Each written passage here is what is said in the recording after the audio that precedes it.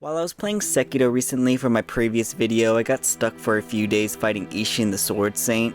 I needed a bit of a break from the ninja antics, and all of the From Software talk lately had me itching to play the original Dark Souls once again after finishing it a year ago for the first time. I wanted to see how the experience of Dark Souls Remastered held up against From Software's arguably best game in Sekiro. So far, Dark Souls Remastered, Sekiro, and Elden Ring are the only games from this developer I had actually conquered, and in the near future I'm definitely planning on playing and defeating the rest of the games in their catalog, but I wanted to have the game that changed the industry forever fresh in my mind when judging them. In my first playthrough of Dark Souls Remastered, I went with a simple strength vitality build that I grinded to hell on in order to use Artorias' greatsword in the final battle, since I don't think there is a respec system in this game, but I may be wrong, I just never found one myself. This time around I wanted to try out magic since I heard it was overpowered, and I didn't feel like having the same brutal experience I had the first time around in the least bit.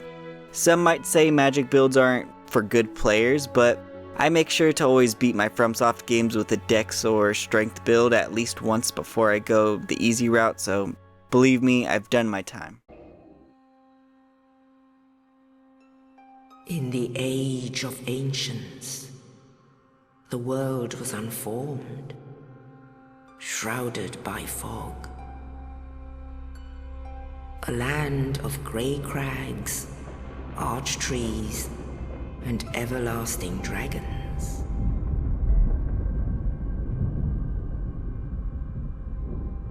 But then there was fire,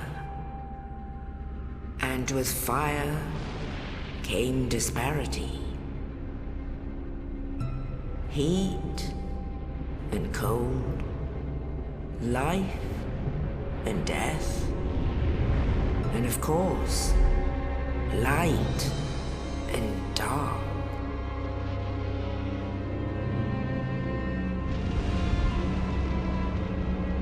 Then from the dark they came and found the souls of lords within the flame.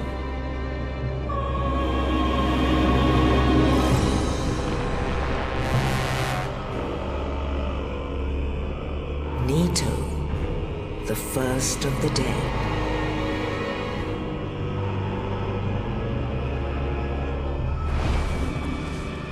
The Witch of Izalith and her daughters of Chaos. Gwyn, the Lord of Sunlight, and his faithful knights. And the furtive pygmy, so easily forgotten.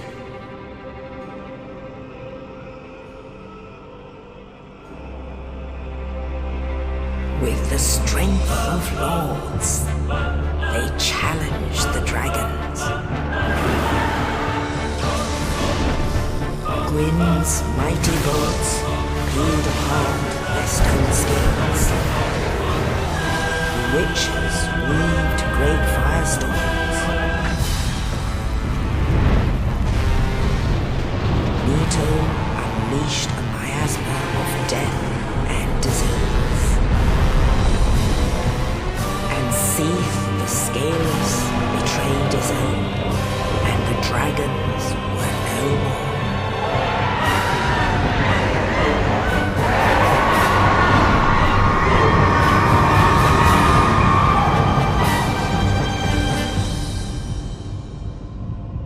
Thus began the Age of Fire.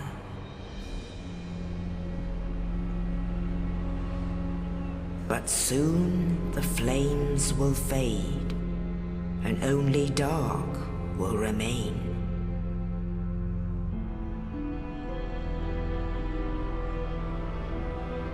Even now, there are only embers. And man sees not light, but only endless nights. And amongst the living are seen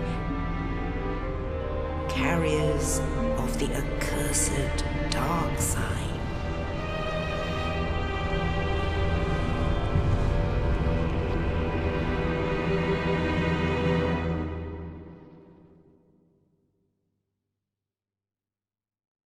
I'm unfortunately not an ugly monster character creator enthusiast, so don't chastise me for making my guy look rather bland as I was going for a chill scholar look. I was a bit bummed in the starting area as the game didn't start me off with a catalyst even though I selected the sorcerer, but I guess it didn't really say it would be given to me in the basic equipment on the player creation screen.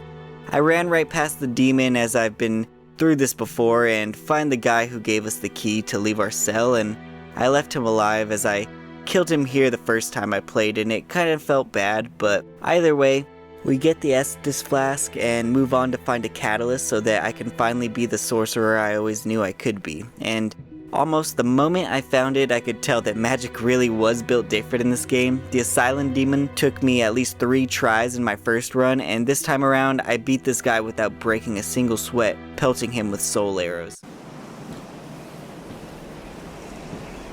Only in the ancient legends it is stated that one day an undead shall be chosen.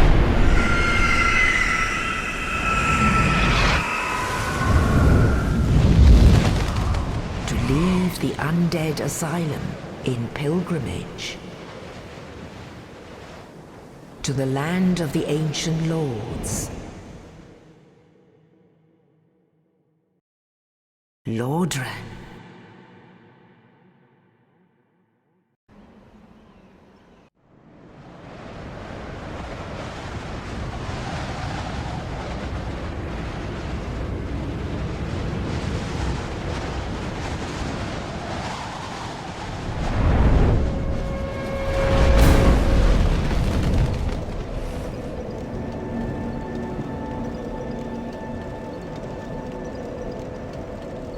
After turning myself into an egg, this bird Ubered me to the Firelink Shrine and I met the usual suspects. Basically, so far we have mean chainmail guy that just has really bad anxiety about taking action and big cleric boy who is a simp waiting for his waifu. There are a bunch of branching paths here in Firelink, but I didn't get the skeleton key to open up all the doors at the start, so I just went straight to the Undead Burg. The enemies here didn't stand a chance against my spells and I waltzed through here collecting items pretty much at my leisure. I got to the bridge Minotaur and managed to die once, which irked me a bit since I believed myself to be above losing to a boss of this level. Second round though, I locked in and managed to pull off the plunge with the knife and played Soul Arrow Simulator with him up and down the street. Forging ahead, we meet the most popular guy at the ball and suffer through the underbridge rat crisis because I forgot how to get to the bonfire under the dragon and I didn't feel like looking it up for whatever reason. I finally got to the other side after way too many tries and immediately booked it to Sen's Fortress bonfire with the blacksmith. I was cocky at this point since I beat the bridge guy so easily. I went on to kill the Titanite demon right away and got squashed in the first round, humbling me to come back once I've mastered another spell or two. I honestly thought Moonlight Butterfly would be a breeze with the sorcerer build, but it was a bit harder to do than I anticipated as her ranged attacks are a bit harder to dodge than most enemies as they seem to home in on you. I decided to use the in-game NPC summon to show the magic beast who was boss, and she basically one-shotted her, making the hardest thing about this fight really just getting that lady up the stairs in the first place as she can get stuck fighting the golems. One of the things I noticed around here is that getting around the world in Dark Souls can prove to be a bit of a hassle a lot of the time as fast travel isn't unlocked until the halfway point in the game and you pretty much have to walk back and forth to bonfires because a lot of useful NPCs and merchants are spread all throughout the land.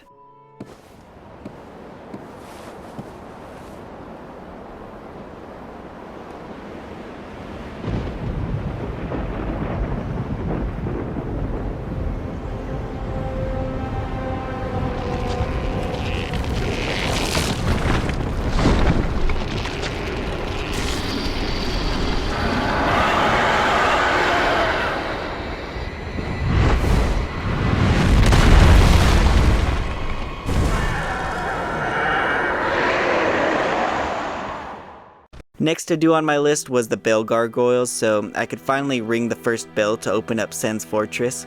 I got hit a handful of times by this boss, but mostly the hardest part was really just running past all of the undead on the way up here. I more or less was able to keep my distance from the gargoyle twins and trivialize yet another fight with the soul arrow. Capra Demon was next, and a fight I had grown to dread as my first go of killing him was rough, but this time I had a magic wand and a strategy which basically made him a big target that couldn't touch me save for his initial attack onslaught. I was trying to do all of the bosses in order of how much souls I thought I could get from them from the jump so that when I did finally go and fight Pinwheel, his boss reward wouldn't be so underwhelming, and since I knew he was easy anyway, I thought I would pop into the catacombs real quick for an easy boss fight. Getting through the catacombs was actually a lot harder than I remembered it being before, but that time going through I was overleveled for this already.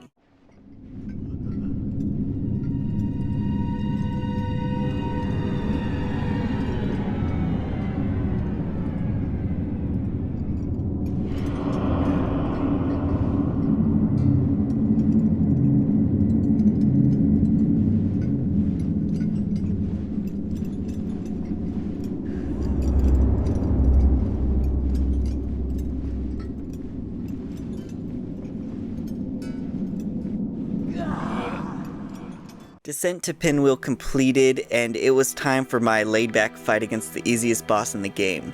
This time around, Pinwheel actually managed to give me a bit of a run for my money, nearly killing me, but I just started thinking of the mental torment that would come with losing to such a pushover and saw the first bout through to the end. It was then time for a second descent into the sewers of Undeadburg to face possibly an equal pushover to the Pinwheel. Undeadburg Sewer is weirdly high on my list of beloved areas of this game. I just think it works as a dungeon a lot better than most of the endgame areas after it, and though the boss isn't great, he is memorable and pretty cool at that. Unfortunately, I lost the footage for the boss fight, or rather I just forgot to press record again on my laptop before returning to my journey, so there will be sewer exploring footage here, and the sewer really did suck a lot regardless. I also maybe got Basilisk jump scared 2 or 3 times before finding the nasty dragon, but at least I got to hang out with the main character Solaire for a bit before blasting the giant hopeless beast back into its feces infested waters that it emerged from. We returned to the Blunder already at the first Undeadburg bonfire. As people on the internet would say, I know these streets better than my own, and really just ran through the whole town and Poison Swamp without a hitch, as I wasn't really interested in anything the rest of the swamp had to offer this time around.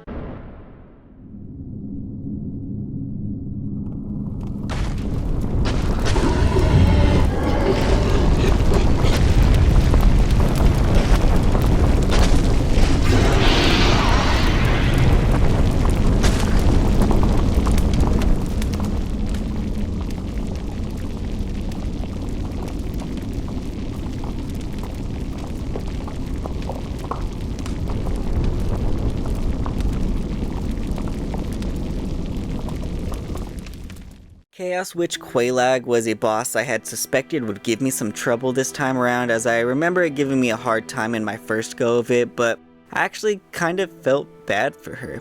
Poor Chaos Witch couldn't even hit me once as I jabbed at her with my soul arrows constantly in between her sad attempts to lunge attacks and magma spit at me. The Arachnid Witch was sat the F down without a hitch, and I could finally ring the bell tower so I could reach Sen's Fortress, a place that I really had a bone to pick with, as my first playthrough was almost ended by its difficulty.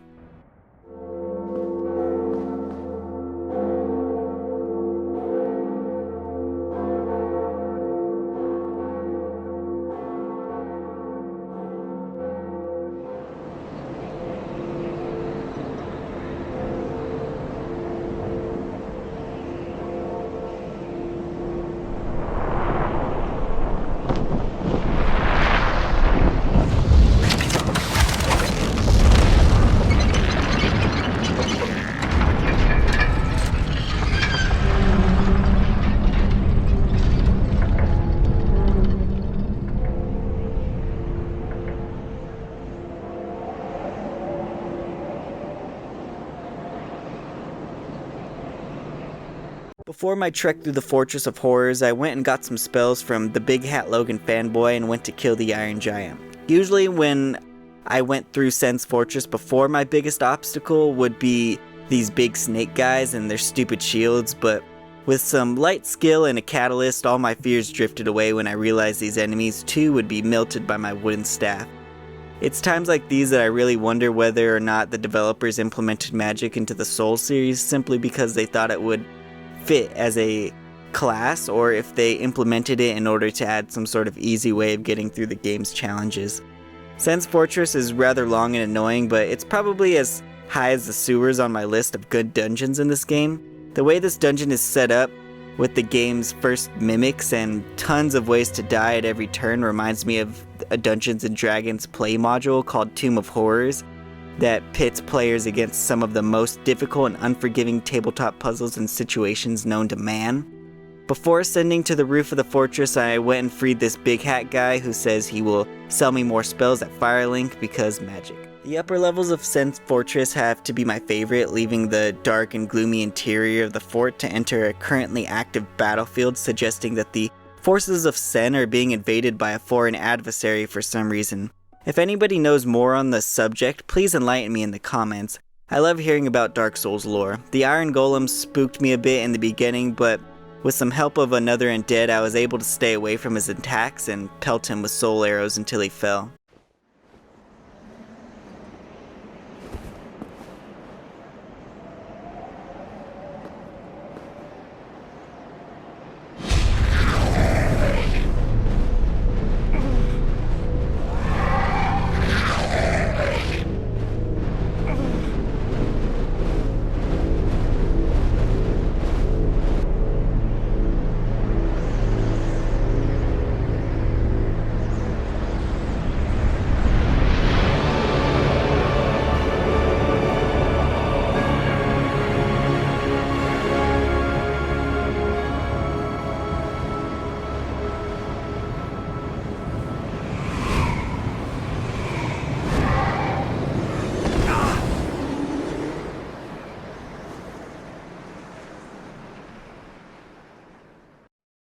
These ghouls kidnap me and take me to the city of the gods, Anor Londo, and by God, it's more beautiful every time I see it.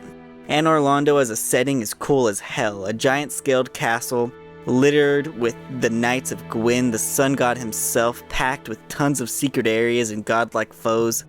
I walked into the infamous archway situation, cocky as it had not given me much trouble my first playthrough, but for some reason this time around, I could not get past them for the life of me, but eventually I got lucky and they yeeted themselves off the building, allowing me passage to the inner castle. The inside of Anor Londo Castle the second time around is a breeze when you know how to look out for mimic chests, and all of the Knights of Gwyn get bodied by magic if you catch them in the middle of their attack animations. When I returned to the bonfire to heal up before taking on Ornstein and Smough, I realized I had accumulated some humanity while exploring the area. So I decided to summon up a guy I saw who had his summon sign next to the bonfire instead of going for the NPC summon because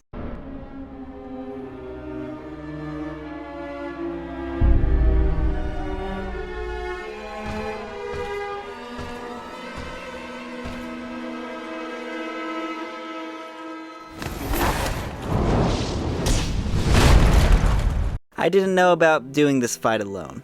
My boy basically tanked and distracted them, killing Smough first and totally jumping Ornstein in the second half of the fight, though I did have some rather touch and go moments, admittedly towards the end. I said goodbye to my companion and rode up to Old Chesty to finally get the ability to teleport between major bonfires.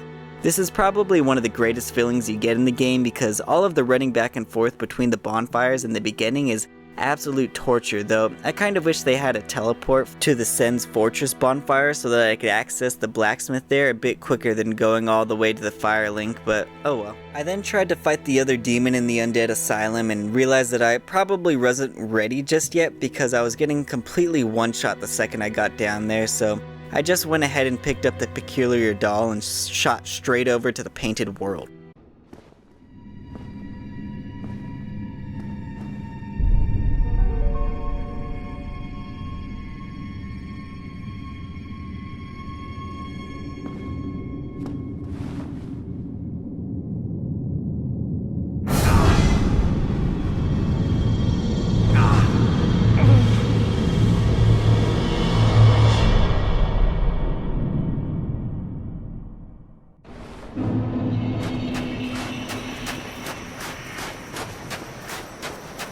When I first experienced the painted world, it was an absolute inescapable hell because of all the enemies were super amped up from their normal counterparts, and the new enemies and the blood cyst guys and the bird people were the most annoying things in the world to deal with since I had a close range build.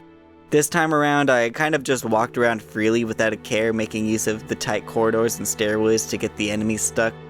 When you do magic, it's kind of freeing because there isn't a lot of magic equipment around the map in the game, so for the most part, all of the extra exploration and deaths kind of get cut out because there really isn't much value in it for your character. I bullied the poor half-dragon on the bridge and took the shortcut down to Priscilla so I wouldn't have to see any pinwheels.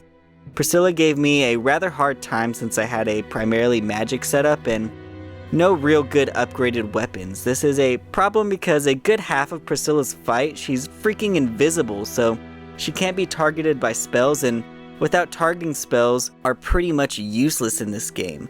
Eventually, I managed to catch her enough times with my scimitar to make her finally manifest so that I could target her with spells, and after that she was pretty much a goner. These poor boss fights are kind of getting me a bit sad to say the least, and I'm kind of realizing why people don't really think this is a valid build for your first run, since you won't be getting the true energetic roll and punish Dark Souls experience.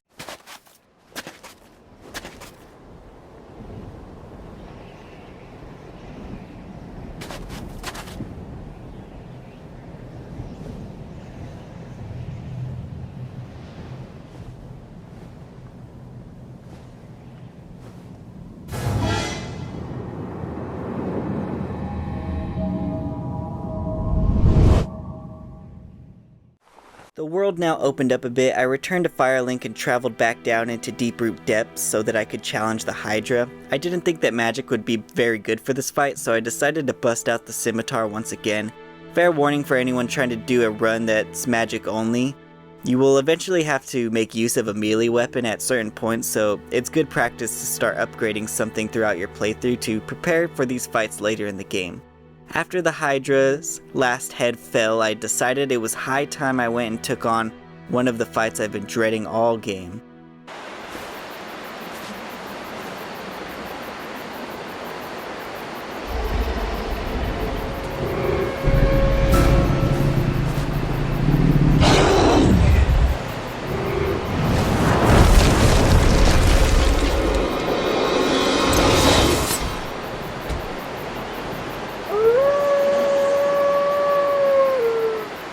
It's not because Grey Wolf Sif is hard that I dread it, but as a dog haver myself, it's complete torture to put this poor good boy to sleep after he's been holding it down so long for his master. But alas, my spells blew him to bits without trouble, and Sif the big grey dog finally earned himself some well-deserved rest.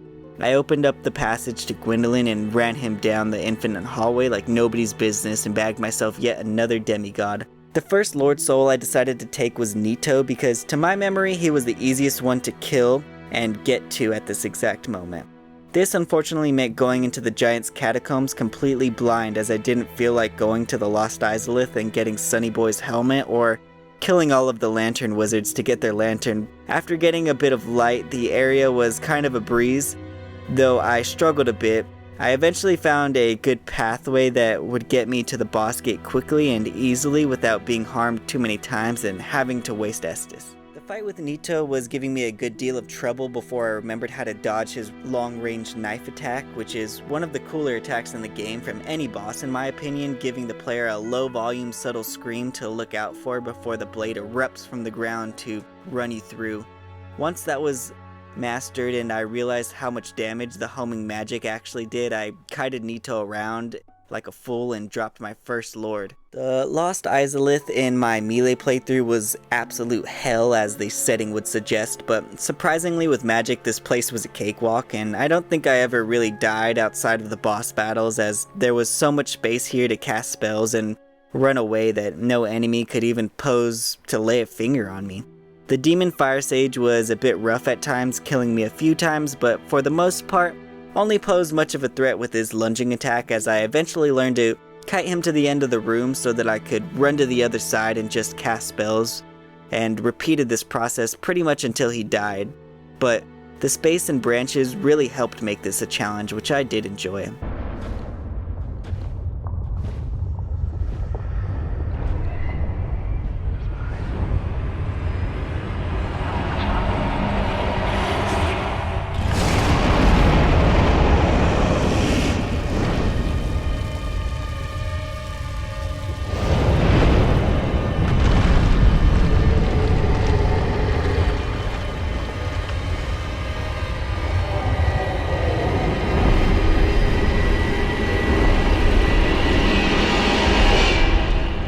Not too far away was the centipede demon, who gave me a bit of trouble with all of the lava in the room doing so much damage to me, but with one good soul spear I chopped off one of its arms and got the ring that reduces lava damage, also killing him in the same go of it. And this time I didn't even use Solaire. The Lost Izalith is probably one of the cooler dungeons in the game as well. I love the inclusion of the lava and the lava defense ring later on in the dungeon so that you can go back later and collect the items that were just out of your reach. I think that the set pieces of all of the half-dragons down in the area below the witch really adds to the mystique of the setting and story, already having seen in the beginning cutscene how the Witches of Izalith supposedly cast the great fire magic in the war with the dragons, and I wish more areas of the game would visually contribute to the overall narrative like this place did, especially in these later areas. The Witch of Izalith boss is not hard really, it's just kind of annoying having to platform in order to win and seemingly having to die a few times before destroying both of its cores so that you can drop down to the bottom and kill the worm that is the true form of this boss. After an annoying 20 minutes running to the boss and dying for stupid reasons, I finally collected my second Lord Soul. The quest for meaning continues with the Magic Academy, which is a bit of a long and annoying area to go through, even on subsequent playthroughs.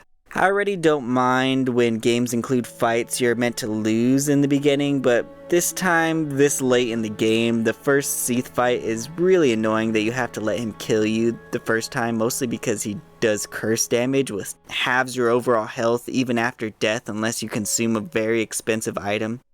Either way, once you die, you're sent to a prison with your health bar in shambles. From here, I freed Big Man Logan and begun buying up all of his spells in preparation for defeating Seath so that I could eventually get his Catalyst, which are both the strongest in the game depending on what you're looking for. Before killing Seath for reals, I decided to grind up a bit, tying up some loose ends with the other bosses and going to the DLC area since I didn't really see a point in waiting until I had killed all of the lords before going here this time around.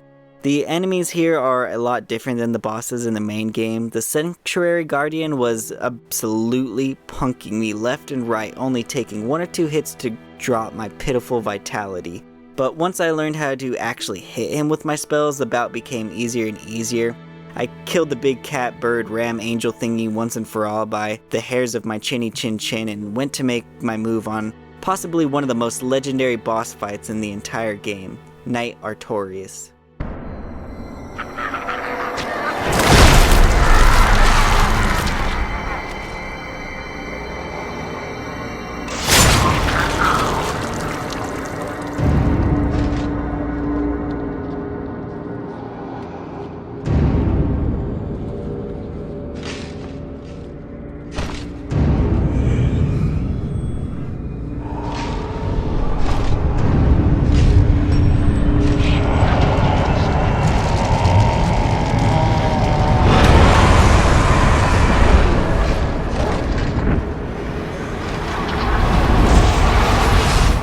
I died twice to him because I was being a bit careless in the beginning, but soon learned the Man of the Hour was ripped apart by my range spells, not even really getting the chance to give me an ounce of the frustration he gave me the first time fighting him with just a great sword. And I killed the person asking for his soul as well because I really needed the souls to give to Big Hat Logan.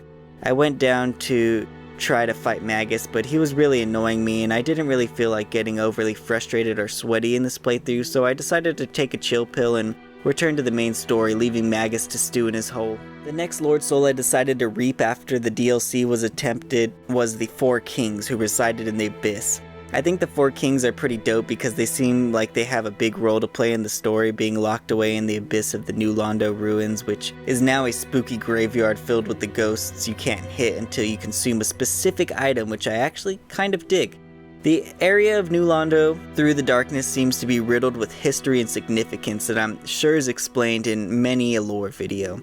The most of what I know of the lore of this area is that it was created by the Lords of Fire because they didn't want regular people living in Anor Londo, as it was supposed to be a city for the gods alone, for whatever reason, and they didn't want to be bothered with the peasants, so someone, I don't remember who, made the New Londo ruins so that humans would have a place to stay.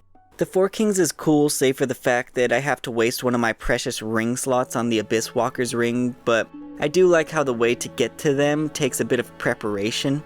My biggest issue when fighting this boss actually turned out to be a resource problem, as I didn't feel like I had enough spell charges to do significant damage, and the time that it takes to cast all of my spells gives way for them to start duplicating, but once I learned how to hit them consistently without letting any soul spears fly off into the darkness, I was able to kill them almost as soon as they were popping up like whack-a-mole. After busting up the 4 stinks, it was time to take my last Lord Soul and beat the game, completely forgetting about talking to Cramped in the Abyss. I won't talk about the route up to him much because it's not really my cup of tea. Invisible pathways are kind of interesting, and the moonlight butterflies that are all around are cool, showing you where the one you killed earlier in the game came from, but the whole place gives me a big meh feeling, except of course for some of my favorite enemies in the whole game right outside the boss room and the walking clams. They're just so silly looking. Seath the Scaleless was an absolute terror to fight with this magic build, like I said earlier. If you plan on doing a sorcery build, please keep an upgraded weapon handy and a few skill points put into melee skills, because getting cursed constantly and feeling like you're doing no damage to him with your pitiful last minute melee equipment is torture. Painstakingly, I eventually dropped the big slimy bastard and went to collect my new equipment from Big Hat in the first area where Seath holds you hostage and kills you.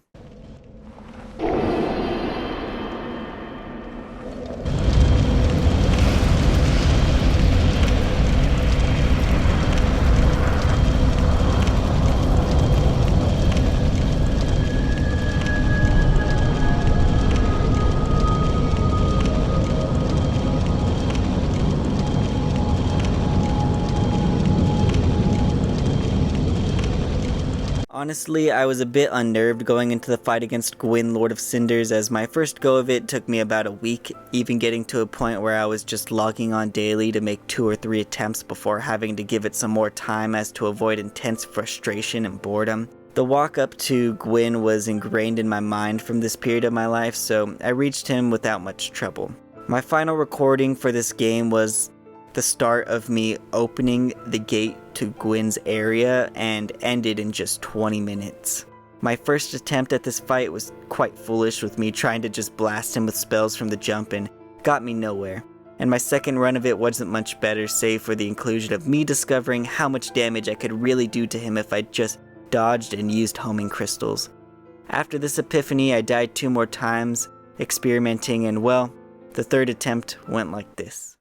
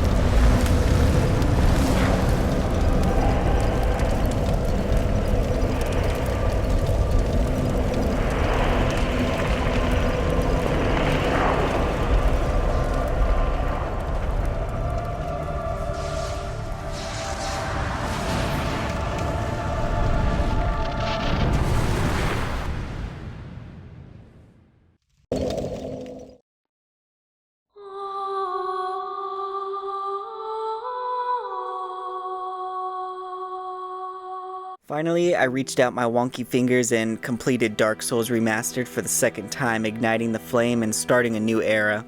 Dark Souls is a game that, despite its numerous flaws and mishaps, will always hold a special place in my heart because of all the heart that was obviously put into it. This is a once-in-a-lifetime piece of media that comes out for an industry, and just like plays had William Shakespeare and music had Michael Jackson, the gaming industry has Hidetaka Miyazaki, who was born to create the greatest and most revolutionary games that have ever been made. My favorite game is not a FromSoft game despite this fact, but if you asked me for a top 5 list of my favorite games of all time, it would be in order: Baldur's Gate 3, Sekiro, Dark Souls Remastered, Elden Ring, and the first Dishonored game.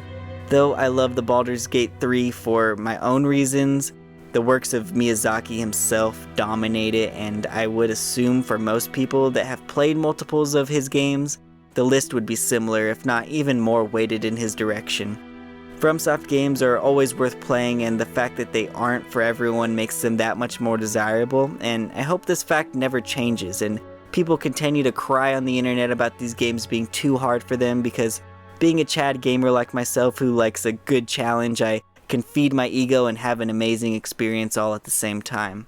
If you enjoyed this video and you have any tips or personal opinions on Dark Souls Remastered and your experiences with the game, or if you just want to chat about nerd stuff with me, please leave it down in the comment section below and leave some suggestions for other games you'd like to see me talk about or try for future videos on this channel.